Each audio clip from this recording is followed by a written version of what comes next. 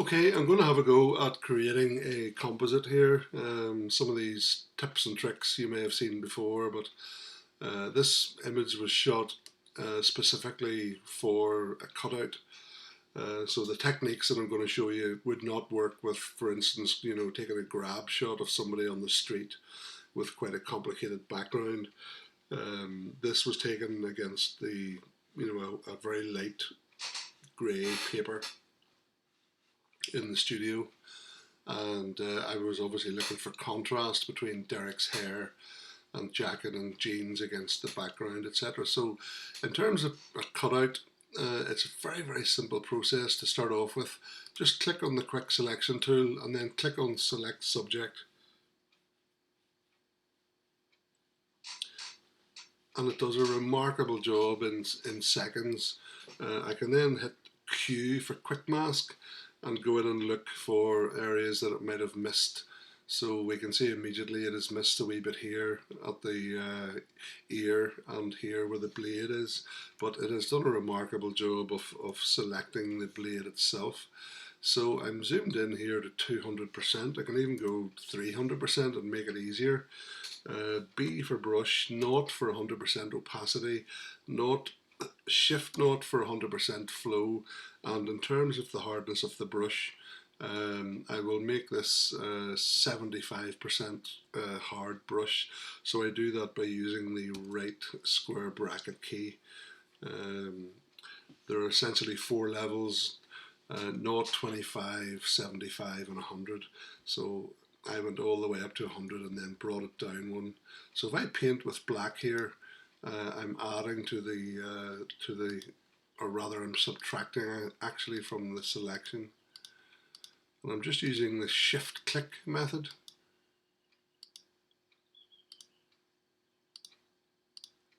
To connect from one click of the mouse to the other. And I'll just deal with that little sliver in there. Hit X where it is selected too much and you want to bring back a wee bit.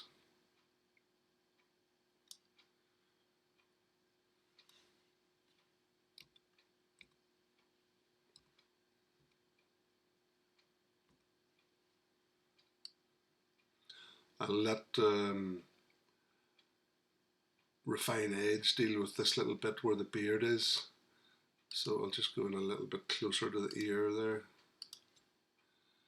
And let me see what else. I'm going to push that selection back on the hair, but there's probably a bit here on the elbow. So I'll just make the brush a bit smaller. So the brush is only 2 pixels here.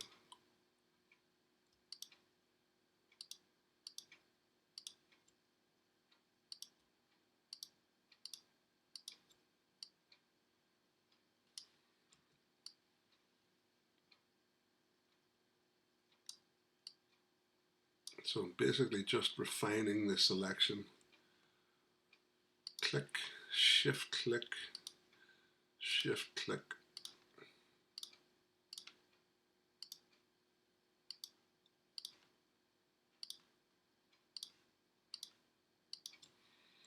And then once I've done the edges, I can make a bigger brush to paint in the center bit.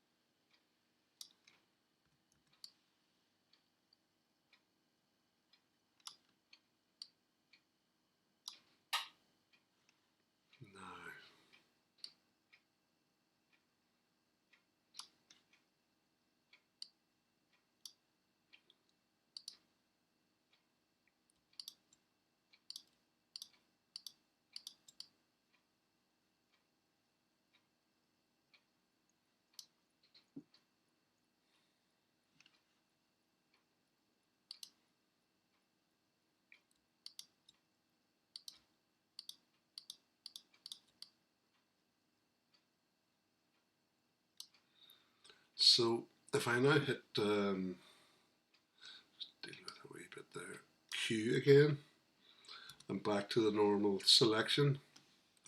Command 0 makes the image hit the screen, or fill the screen rather. I want to push back the selection on the hair, so whenever I go onto the quick selection tool, I can go up to minus and just push that back. Those little bits where you can see the background through the hairs, you want to let refine edge or select and mask, if anybody knows how to use select and mask, to fix that. Okay, so I'm going to try and get to select and mask, or to refine edge. I do that by holding the shift key and going up to select and mask, and there we go, refine edge. I find this much better than the new select and mask.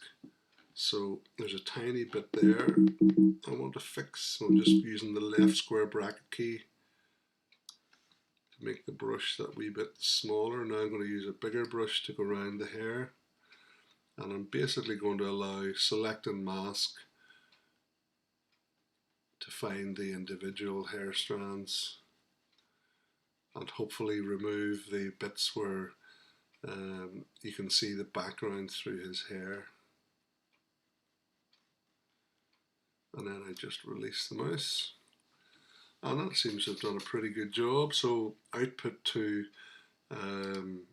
new layer with layer mask.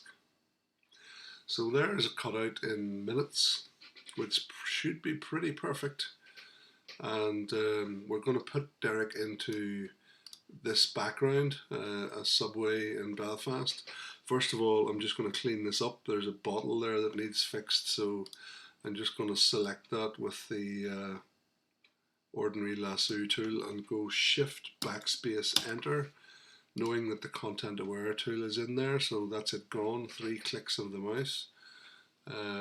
Let's go on to Derek again, just V for the move tool, V for move, and bring him up there, hold the shift key and release, and there he's in. So command T to resize him, command 0 to make sure I can see the bounding boxes, and we just resize him. Of course, the beauty of the digital composite is you have complete control over the placement of the subject. So he's nicely on the left third, and the pathways or the alleyway lines are acting as a nice lead-in line. So let me just see about that. I might just put him up a wee bit. I'm concerned about this bit where the blade is hitting the that backlight. I would prefer the blade not to be surrounded by that light. Maybe make him a fraction smaller. And I'm using the up and down keys now to position him.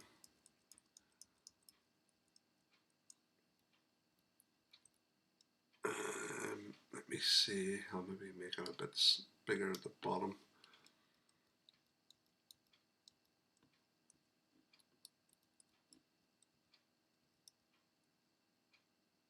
Yeah, I'm going to go with that, so maybe down a wee bit. Okay.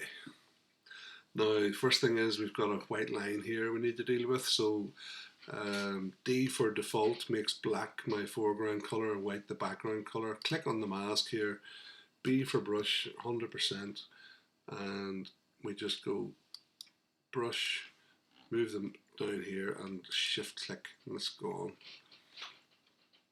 So issues, we've got a little white halo around the edge of the jacket. It's basically right around the jacket. It's quite hard to remove, you know, in terms of actually lighting the subject, but it's very simple to remove here for a composite. So, and one of the simple ways to do it is just to use a very small brush, 75% hard brush. And I'm going to zoom in. So if you want to try and get your image perfect, You just allow the edge of the brush to touch the subject, and it's then a matter of shift clicking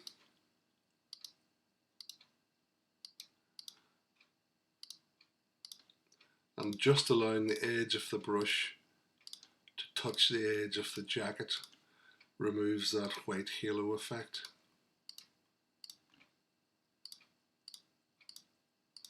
Now it might take you 20 minutes to go around this, but if you're going to get an award in an exhibition or something, you've got to make sure that there are no glaring problems with your cutouts. Otherwise the judge will say, oh, if only that had been done properly, I would have awarded it.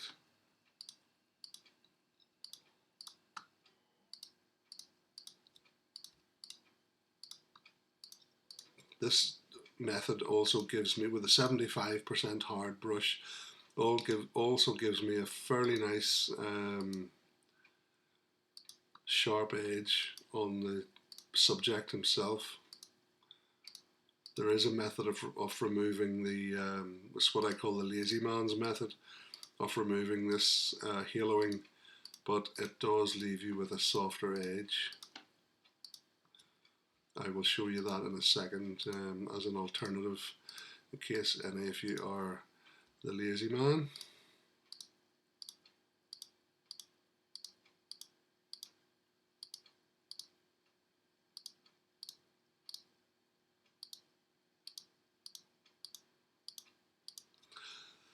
Okay, so if we wanted to say remove this bit of haloing the lazy way, we just simply use the ordinary lasso tool. And we make a rough selection. We feather that selection, select, modify, feather, and we only feather it by 1 pixel. Now this is we're feathering the selection on the mask, and we then go Command L for levels, and as we move the midpoint slider to the right and then the black point, we should get rid of that haloing.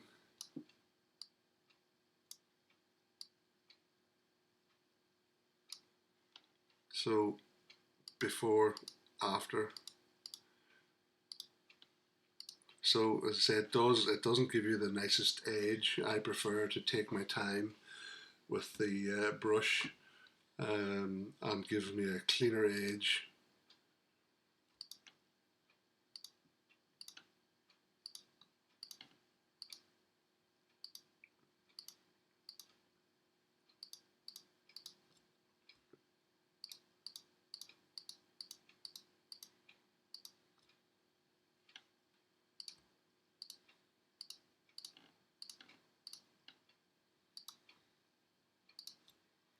So it may appear tedious, but there's a certain amount of satisfaction of doing this in such a way that people have no idea whether your subject was actually there or not.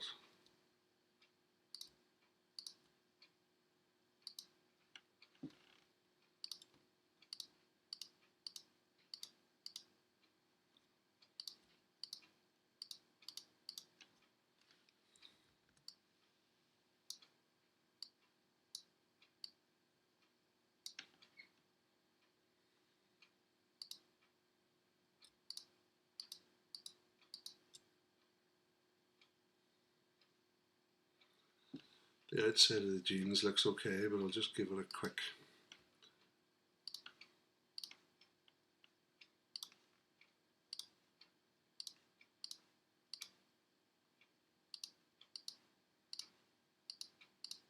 tidy up. There is a white halo there, white edging, fringing, we'll call it what you want, but it's a curse that has to be got rid of.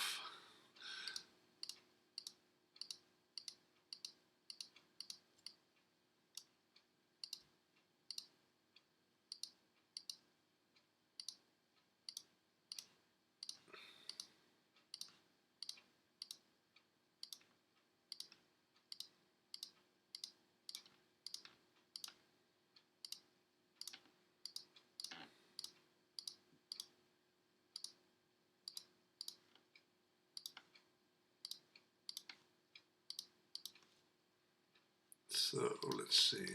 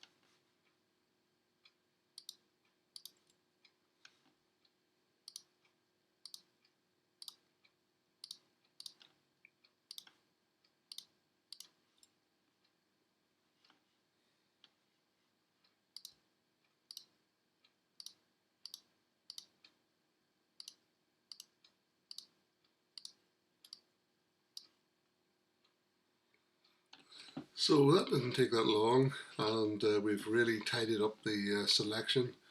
Um, my eye is being drawn down here for some reason. Let me just shift click on the mask. Yeah, it's just the light was obviously hitting that, so I may darken that during the processing because it is catching my eye. But we've got rid of the white fringing. A good idea here also is what's called a clipping mask. So if I create a new blank layer above, right click and choose create clipping mask, B for brush, maybe 30% opacity, and I want maybe a 25% hard brush here. And I'm just allowing the edge of the brush to go over the edge of the jacket. So as well as moving the removing the fringing, I'm now darkening the edges of the jacket and darken the whole sleeve if I want to.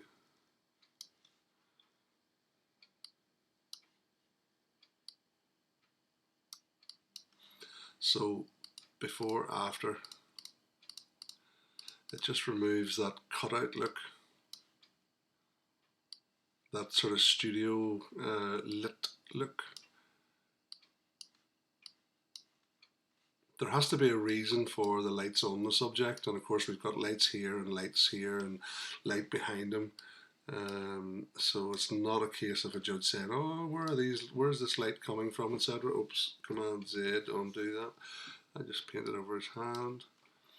So before, after, I'm just maybe going to blur that layer a little. So filter, blur, Gaussian blur, maybe 6 pixels.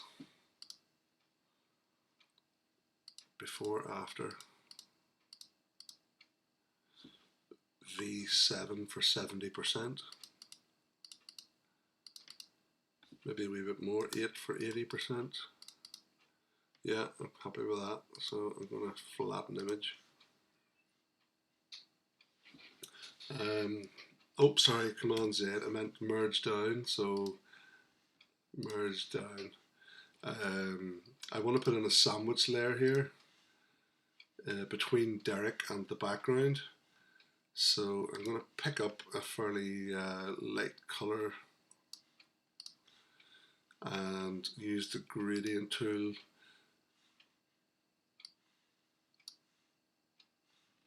and Command T just to transform that.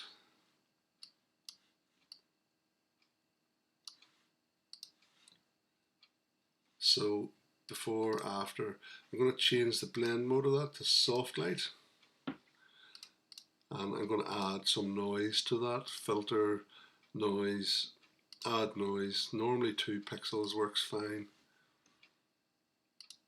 and I'm going to hit V6 for 60%. Yeah.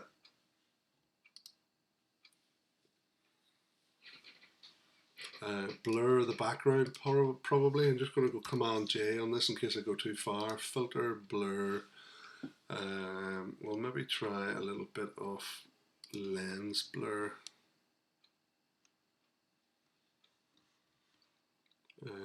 I don't use this that often, so I'm not very familiar with it.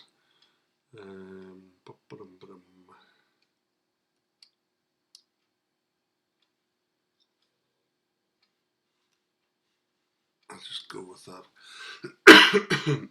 So before, after, I think it's probably not needing blurred here, so I can apply a mask, and we'll try the gradient tool set to foreground to transparent. I can't remember, I never get this the right way around, so I want to go the opposite way. X. So it's now, you can see on the mask here, if I alt click on the mask, the white bits are blurred, the black bits are not. So before, after, and if I just unclick the link between the mask and the blur layer, I can Command T to transform the blur layer and move it where I want.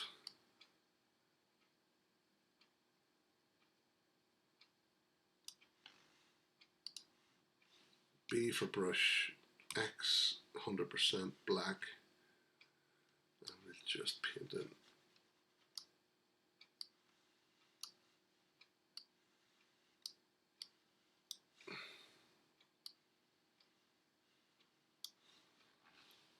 So alt click on the mask, there we go. I'm going to blur this, so filter, blur, Gaussian blur, maybe 100 pixels on that. And we'll do that again, filter, Gaussian blur, filter, Gaussian blur, filter, Gaussian blur.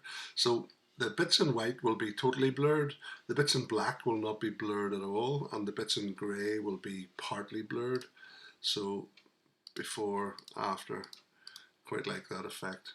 And maybe give a vignette to the background as well, so I'll just use my normal vignetting technique. I have an action made, vignette 70%.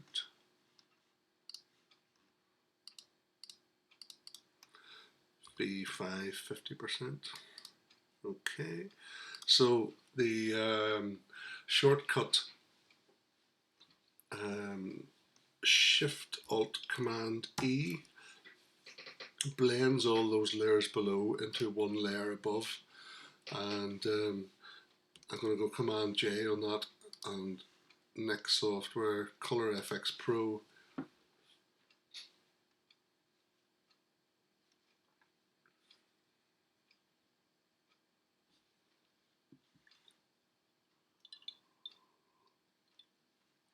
And I'm looking at Brilliance Warmth to try and make the highlights and shadows of the background and the subject the same temperature, so we can go warm or cold.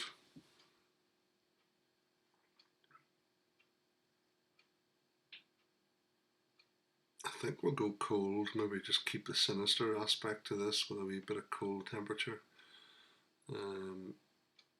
-30, so before, after. And I'm just going to merge that down, and then Command J again, filter, next software, Color FX Pro.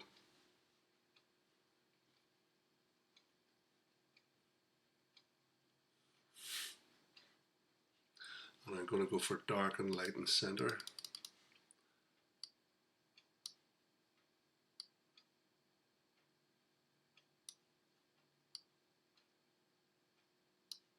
Place the center. So this is the lit side of Derek's face and this is the shadow side, so I'm going to place the center on this side of Derek's face, maybe reduce the size of that.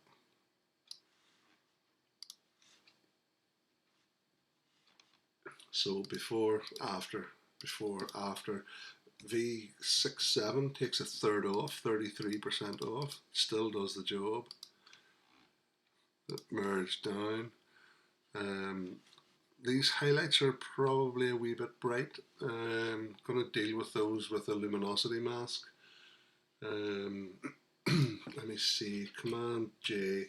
I'm going to go image adjustments levels, and I'm going to change the output from 255 to 235, or maybe 230.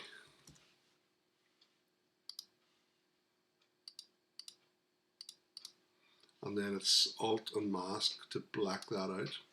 And I just now want to paint that in over the brightest highlights. So if I click on this layer and use a luminosity mask to pick up on the brightest highlights. So lights 3 looks like a pretty good mask for that. So I'm going to load that as a selection. Go onto the black mask, B for brush, X to make white my foreground color, and 0 for 100%. And I don't need to be careful about where I'm painting here, because the luminosity mask is applying this output level of 230 just to the brightest highlights that are selected with the luminosity mask.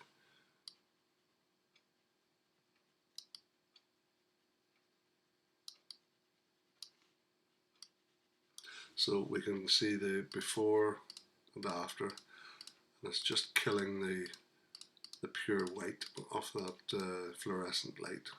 Merge down. I've still got a live selection, so I go Command D to deselect. I could maybe look at Derek's eyes. I could work on those a wee bit. So let me see. Command J, image adjustments. We'll go levels, keep it simple, and I'm just going to increase the white point here. Maybe bring up the shadows as well. Alt and mask. The only thing I'm worried about is the eyes. We're in at what, 300%. B for brush, and we're going to give it a 25% hard brush.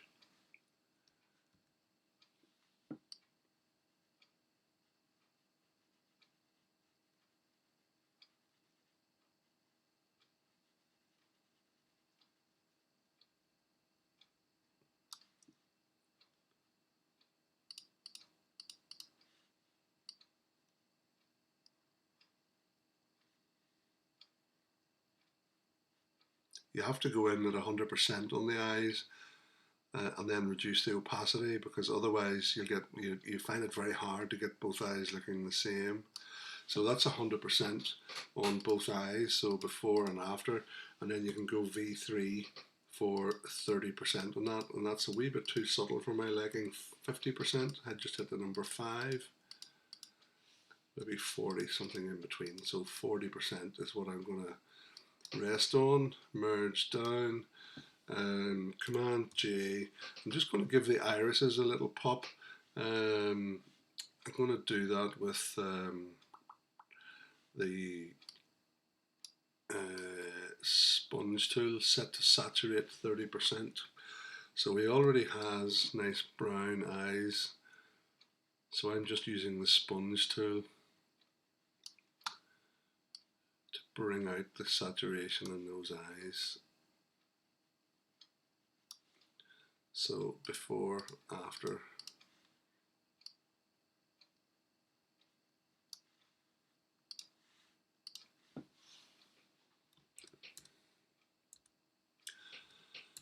Right, I'm not sure that it needs an awful lot more done. This is quite, this is catching my eye, this silver button here. Let's just see what we've got here.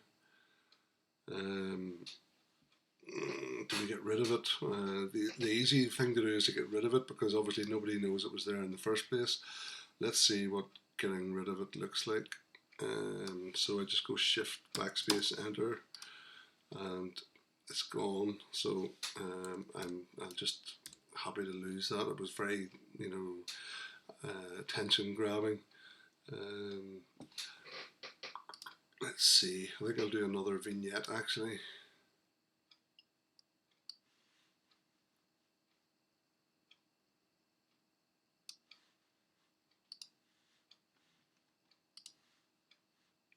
Before, after,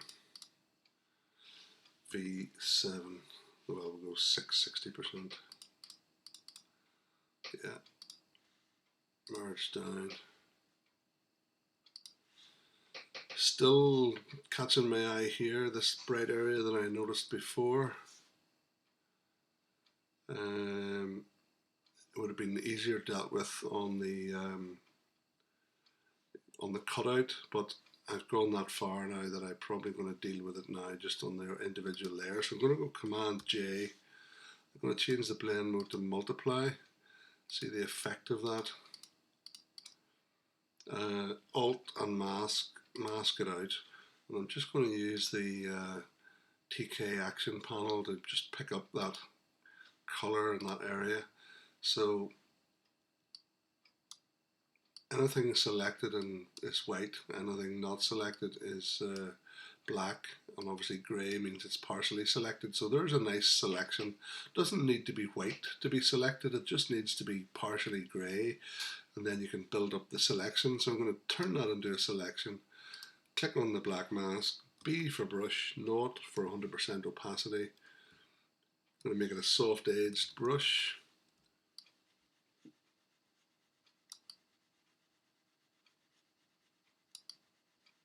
And again, I don't need to be worried about where I'm painting because of the selection on the luminosity mask.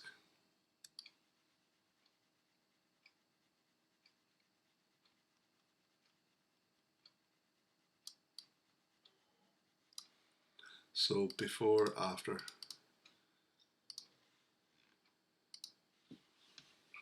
Right, anything else? Let's see.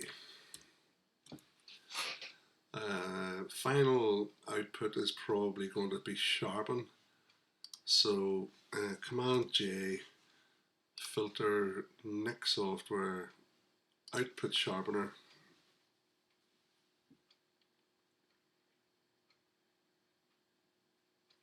Aha.